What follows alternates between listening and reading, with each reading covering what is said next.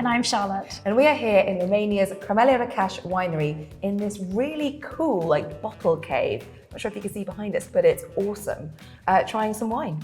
Are you ready? I'm ready. We have the Pasari, which is a white blend of Chardonnay, predominantly Chardonnay, about 85%, with a bit of Vitesco Regala in it. Now, I know you've had this before, haven't you, Libby? You sort of stole my line there, but I have actually had this before. I had this at the Corney and Barrow tasting recently.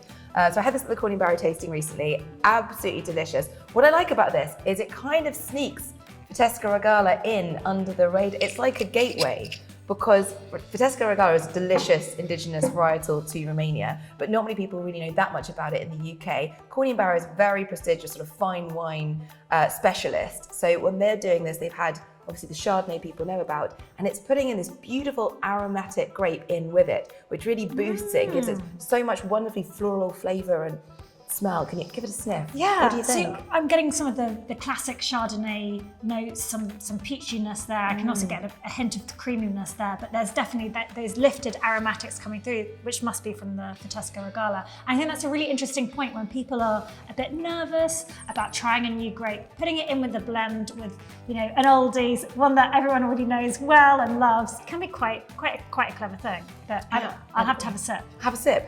I think there's actually a little bit of spice there, maybe even a bit of sort of ginger on top of the peachiness. It's got that rounded quality of the Chardonnay, but as you say, with those aromatics, that floral notes, and there are various blossoms that you're getting through here.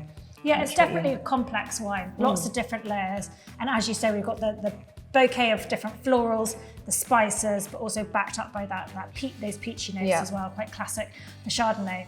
So what are you thinking food-wise to pair with this? I've got an idea. Of course you do. Of course you do. I also want to say that the Chardonnay is from, I think, quite an older parcel that they have here, a bit more concentration in those grapes. And you can tell that this is a bit more of a luxurious, wine. It's definitely got that complexity. It's a bit grown up. I actually think this would age.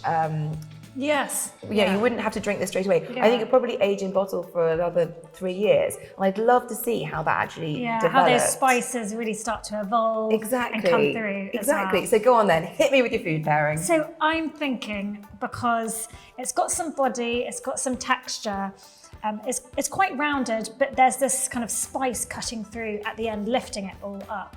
I'm thinking it would go really well with some kind of creamy and umami forward dishes. So things like mushroom risotto, shaved a bit of truffle on top, got that earthy quality. Yeah.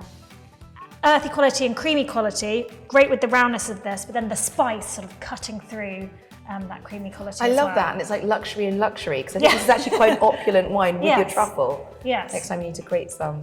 Yeah, lovely. Yeah. Well, I'll be coming round to yours for some of that soon, I think. Great, get the truffles in. Good, cheers.